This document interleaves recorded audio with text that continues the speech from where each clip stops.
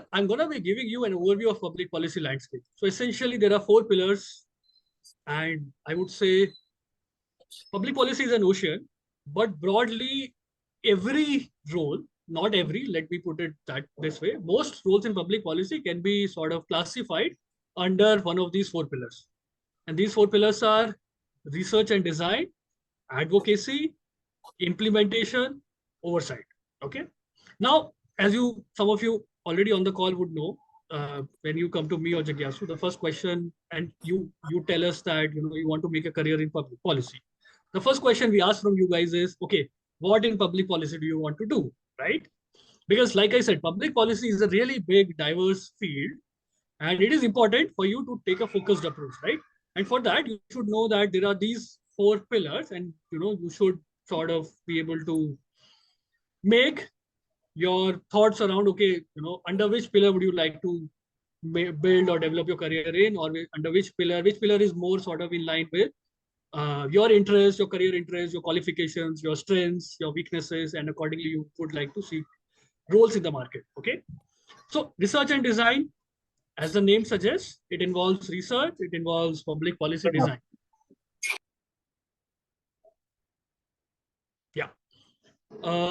Yeah. So primarily what happens in this area is problem issue or issue identification, literature review, identification of best practices, cost benefit analysis, and various related things.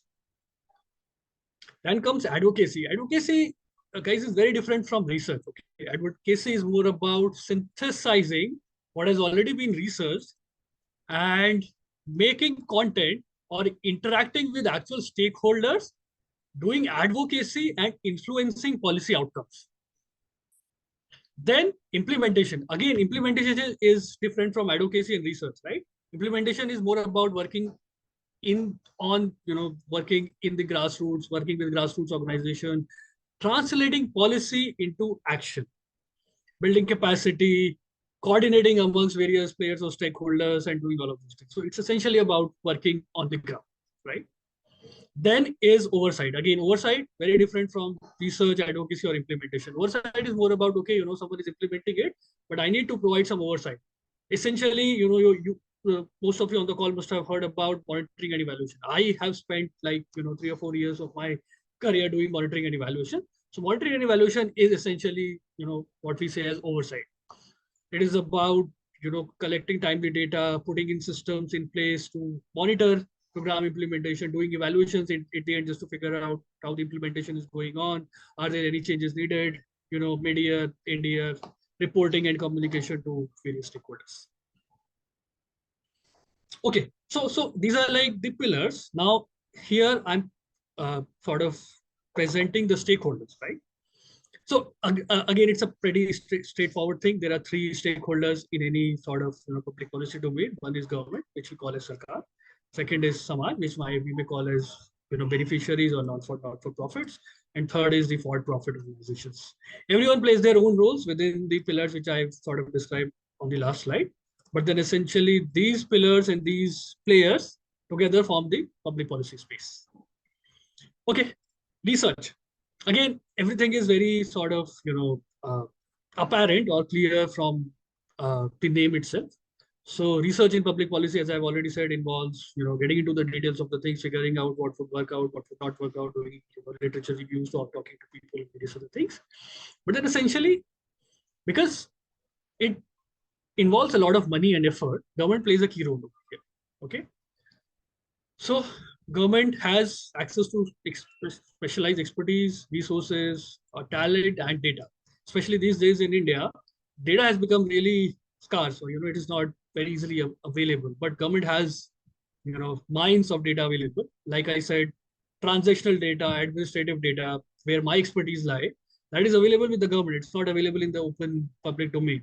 So if you work with the government, they provide you access to that data, which allows you to, do multiple things using that, but it is not available. Many data points are not available in the public domain. Some are. Okay. So yeah. So we have think tanks and we have ministry offices.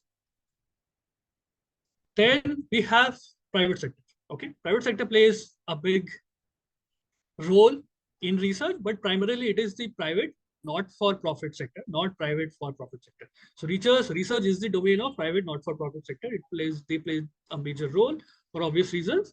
For-profit is present. Some consulting firms do, support various government projects, various, private not-for-profit organizations in doing research, but the role is small. So in private not-for-profit space, we have some very good organizations like ICRIAR, NCER, CSE, CPR, which are doing really excellent work, as far as research and public policy is concerned. Of course, there are industry associations. They also do research, but then essentially there is an agenda-driven research, which is to, forward their own agendas, because every industry association at the end of the day is meaning to do research, which helps build, points for their own agenda. So we have, things like IFFI, CII, who are into research, but it's an agenda-driven research. Then, like I said, we have private for-profit, big fours, you name it, they are present everywhere. They are omnipresent, so to say. Okay, yeah, some small micro research also happens in political sector, but again, it is agenda driven. It might be Office of MP or MLA. Yes, Lime Fellowship, very, very famous. All of you must have heard about it. But yeah, and ideology driven research also happens, when you also get associated with offices of political parties. Okay, the good things about research. Sense of contribution to social good, right? I guess end of the day, we are looking for that meaning in our roles or what we do, our work life, right? So research is one area which can potentially provide you that.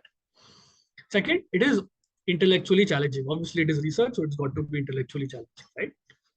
Especially when you are exploring like avenues which have not been explored before. And I guess a researcher is always who, is courageous enough to explore those avenues which have not been explored till date. Interdisciplinary nature, because obviously it is public policy, it is research, so it is interdisciplinary in nature, usually, not always.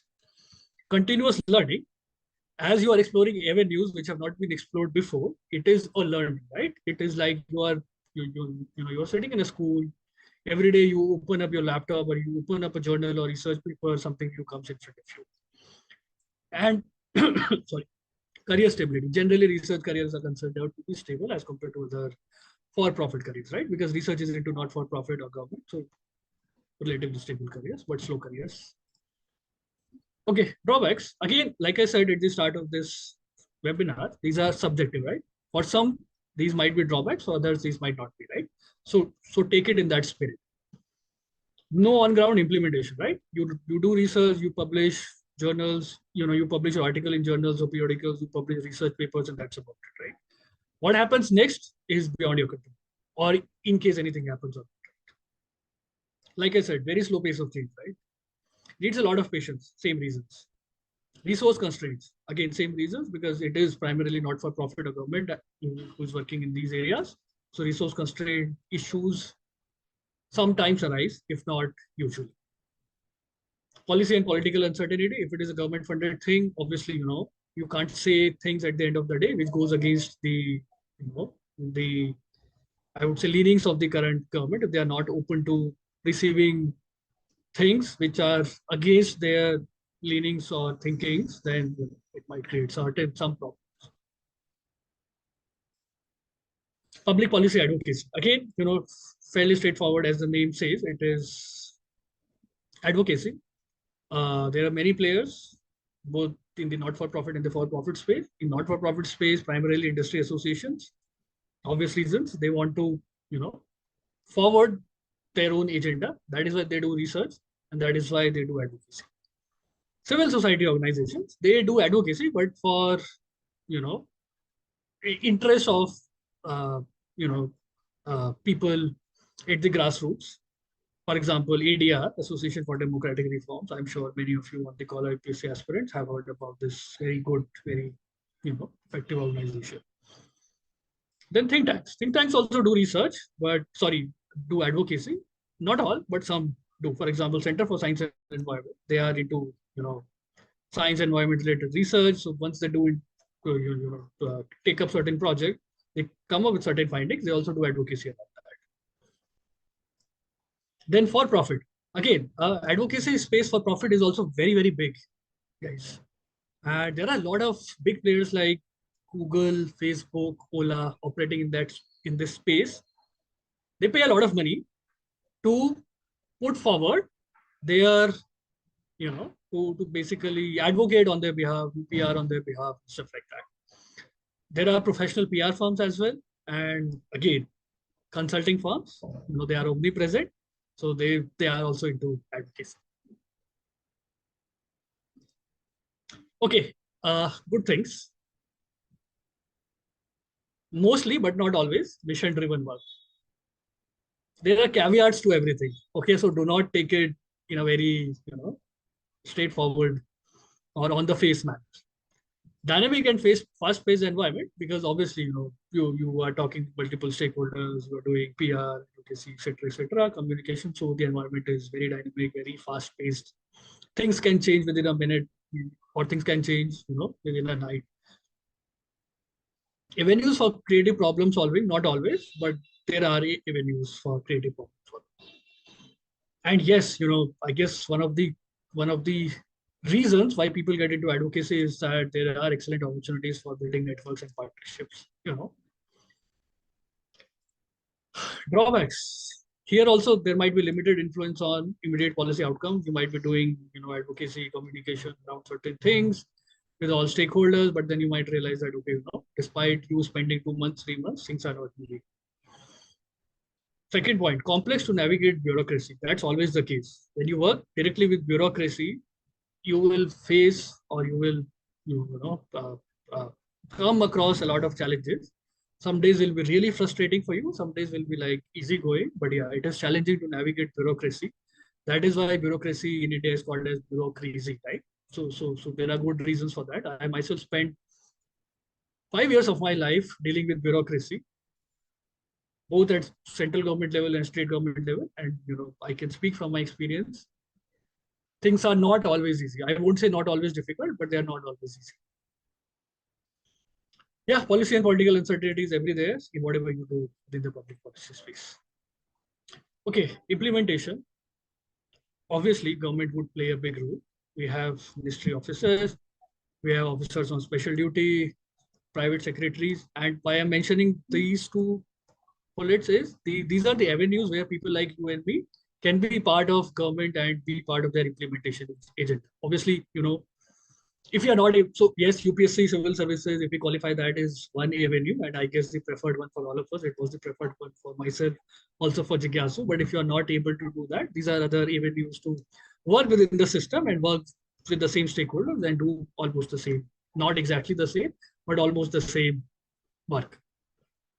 Then we have young professionals, very, very, uh, uh, prestigious role, so to say. Again, in the implementation space within government, these days we have a lot of young professional opportunities. And yeah, implementation also happens in the private sector. Private sector plays a good role. Again, consulting firms, like I said before, these are omnipresent. So they are also into implementation. They take a project either from non-profits or from public sector agencies or various agencies and do implementation. Then we have multilateral organization. Again, very, very niche and an excellent area for any public policy professional to get into. When I was with PwC, 80% of the projects which I delivered on behalf of PwC were for multinationals. Okay, so multinationals provide you a platform to work with some really brilliant minds globally. There's a lot of exposure, right? And a lot of opportunities for intellectually stimulating work. And also, if you end up developing good networks, you might as well, end up working with the multinationals. Think tanks, yes, they are into implementation as well. Not a big role, but small role. And then we have social sector organizations, Pratham, I've been part of it, it, what Pratham does, Teach for India, CRY, etc. There are many, just mentioned a few. Yeah, so this place, I will talk more about social sector, but essentially this is another area if you are really into, making impact, really want to be on the ground and really seeing the impact in front of your eyes. So these are the sort of organizations you should target working with. Yeah, good things, fairly obvious, tangible, real impact, job satisfaction, interdisciplinary approach, focus on problem solving, collaborations, etc., etc. Drawbacks: limited control over implementation. Again, bureaucracy. Bureaucracy comes here as well. Resistance to change in bureaucracy related to bureaucracy, policy reversals, which might impact your implementation work. Sometimes might lead to burnout, due to high pressure, especially consulting firms. They have time-bound deliverables and the money is associated with that. So, it might lead to burnout. Also, if there are people in this group who do not like to travel, then I don't think implementation is the right place for you, because obviously, as the name suggests, it is implementation. So you have to travel a lot. You might have to relocate. I relocated to Jaipur for 2 years because I have to be working with the government of Rajasthan on a very strategic, important, and sort of secret project. Uh, yeah, and I got married in the middle of the project, so I had to shift my family there. Again, another spanner in the work, another challenge which you have to deal with.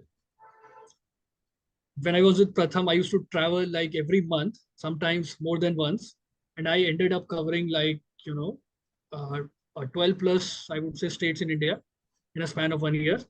You see that a dynamism to the role. You get to learn a lot, and yes, lastly, you need a lot of patience, right? That's the case with any public policy role because of obvious reasons, right? Okay, public policy oversight. Yeah, so like I said at the start, oversight is generally about monitoring and implementation in various shapes and forms. So we have both government and private sector working in this space. Within private, we have both for-profit and not-for-profit working in this space. Government, we have the Niti Aayog. It has a big M&E department.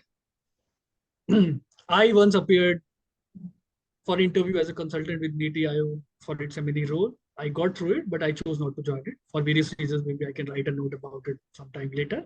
But yeah, this is an area if you want to be in the monitoring and evaluation space and work with Niti Aayog is the place. Then we have very, very famous, very, very big organizations, especially only in the impact evaluation or monitoring and evaluation space. We have JPAL, we have 3IE, we have ID Insight. These organizations does, I would say, 80% impact evaluation or monitoring and evaluation, 20% capacity building and stuff like that.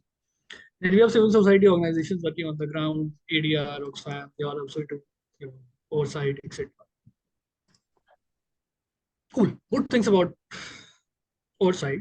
You ensure accountability. You might feel good about it. Protecting public interest. Again, you might feel good about it. Enhancing transparency, influencing policy reforms. Drawbacks. You do monitoring, you do evaluation, you come up with certain insights, but then those might just remain insights, might not move forward, right? Resistance to evaluation findings for obvious reasons, right? If I'm working with the state government, central government, or any organization, I'm suggesting that these guys have like spent millions just to design the program, implement the program, and then after a year, you tell them that, look, boss, this is not working. You need to do XYZ for this to work. So, there is a lot of resistance to change, which is obvious. So you need to provide a lot of evidence, a lot of theory just to back whatever you're saying. Causal attribution challenges. Okay, you might say, okay, X is not happening. Y is happening. People might, because of Z reason, people might say, no, it is not because of Z. It is because of ABC. And, whatever econometrics you apply, whatever data science, big data you apply, then also there will be an element of uncertainty, which might not allow you to attribute X to Y.